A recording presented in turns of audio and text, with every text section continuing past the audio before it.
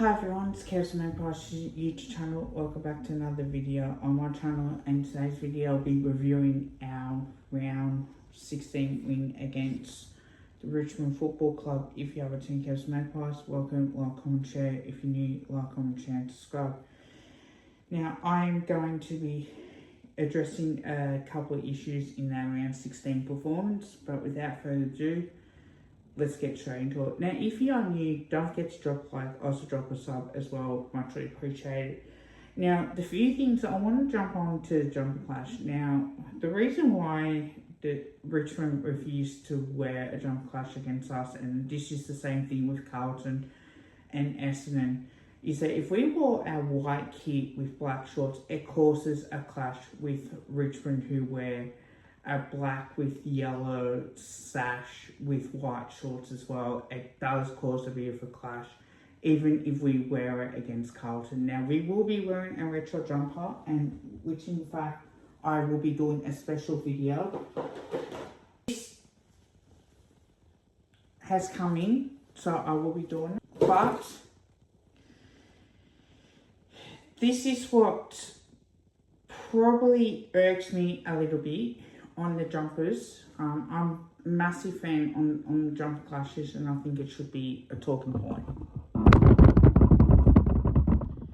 Right? This is definitely me every single time. Collingwood can't afford to wear a white kit as a home jumper every single week, because the issue that you will have is that you create more of a clash with teams that will wear white shorts or wear a dark colour shorts as an away jumper. It doesn't matter what colour jumper that you have. Aka the way that when we play Geelong North Melbourne, it will cause more of a clash if they were the home team and we were the away team, and we will have to wear a jumper with black shorts. White shorts will not work with a black with a black jumper, right? We know that for a fact. We know that when we wear a black jumper with black shorts, that stops all the clash. The only way that you stop a clash against North Melbourne and Geelong, in particularly those teams, is that you wear a black jumper with black shorts. Unless if you say to Geelong, hey, you wear your dark blue jumper and we'll wear with blue shorts, and we wear a white jumper with white shorts. That would be the only way to avoid a clash. Why do you think that when you see teams coming up against Geelong don't wear white shorts? Because it will cause so much of a clash. Richmond, Collingwood, Carlton and Essendon do not wear white shorts against Geelong, because that causes more of a clash, right? We know that for a fact. Last time we had a clash against Geelong where we wore white shorts was 2019, and that caused more of a clash issue that we had, right? And that led to more serious issues that we had, right? We all knew the reason why that's avoided was because of that. Now, when you look at the Anzac Day jumper of the 30 years of last year that we had, right? When we wore a white kit with black shorts, and Essendon wore a mainly black kit with a red sash with white shorts. That caused more of a clash, hence why you don't do it that often, right? I know it was 30 years, and 30 years ago was important, but you don't do that, right? Which is hence why Essendon have got a clash kit, Richmond had a clash kit. For years and years, when Port Adelaide played Richmond never had a clash kit against Port Adelaide and Adelaide in those particular games. Now the fact is that now that Richmond wore a clash kit against Port Adelaide, and yet Port Adelaide wore a prison bar jumper in 2014. And that was the issue now. Now the fact that Richmond had a clash kit against Port Adelaide, they're wearing their clash kit as an away game against Port Adelaide. vice versa when Richmond played Port Adelaide, is that Port Adelaide are wearing an away kit against them. So there is a difference in between that. So I want to point that out to everybody who don't know the difference in between jump clashes, and going to try and blame Collingwood for that, because we know that there are a lot of jump. So like I said, the AFL should force Richmond into wearing a clash kit. I think it's about time that they do. Heard the notion of should we wear more of a white kit with black shorts. I tell you, it will cause more of a clash with teams that were wearing white shorts. I know that when we wore white shorts against Geelong, it causes more of a clash. You could barely tell the difference. So that is why that we now have a black jumper. But without further ado, guys, I want to get straight into the video. Now, the matchday vlog is up on YouTube. If you haven't checked it out, please do, as we went to win by 34 points. 15-16, 106 to 11, 672. Now, I thought Richmond, we kept our arms length throughout the whole day, but I thought Richmond did play well, I thought. Look, despite the jumper clashes that Richmond did have, you got to be able to say, look, it was pretty even, I thought, in the first quarter. I thought the inaccuracy a little bit, the chances that we did have, but I did like the fact that we saw, and for us to keep going, us to play the way that we played, I thought it was sensational. But in the first quarter, look, 2-3-15 apiece. Definitely thought we did get off to a good start, and then we allowed Richmond to come back as well. Pretty disappointed that we did. Richmond were a lot better than us in that first quarter, and then it was just all a matter of when was going to happen. Definitely that's something that was going to be mentioned. And then the second quarter, guys, we kicked 4 goals 27 to 1 goal straight 6. Now, that was our best quarter that we had. It was literally probably our good second quarter that we ever had, and I just want to say that was probably our best performance that we've seen. And I was thinking going into that half time that if we can come out in this third quarter and really do well, that would be great. And look, we kicked 3-4-22 compared to 4-3-27. We had some chances in that, mind you. Just kicked a little bit more inaccurately as well. And then the last quarter, it was pretty much easy for us.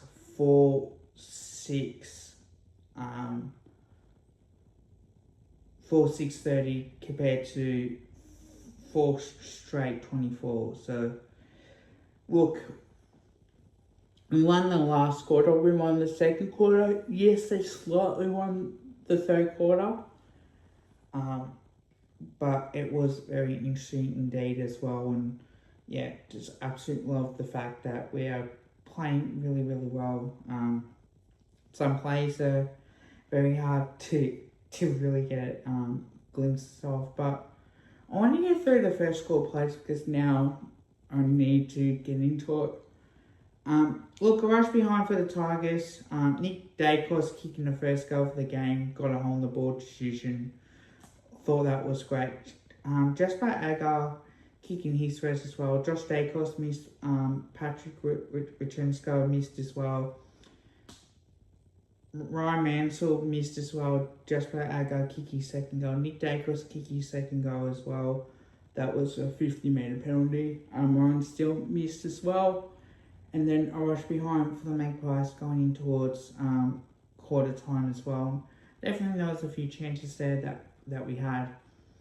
going into it thinking, oh, if we could come out in the second quarter and really do well, that would be great. Dan Houston kicking a great goal from outside 50 in that second quarter, and Patrick Lipinski kicking his first, Lockie Schultz kicking his first, Jack Buller missed, Patrick Lipinski missed, Brian Mansell kicking his first as well, rush behind for the Magpies, Tim Embry kicking his first, and he kicked his second goal as well.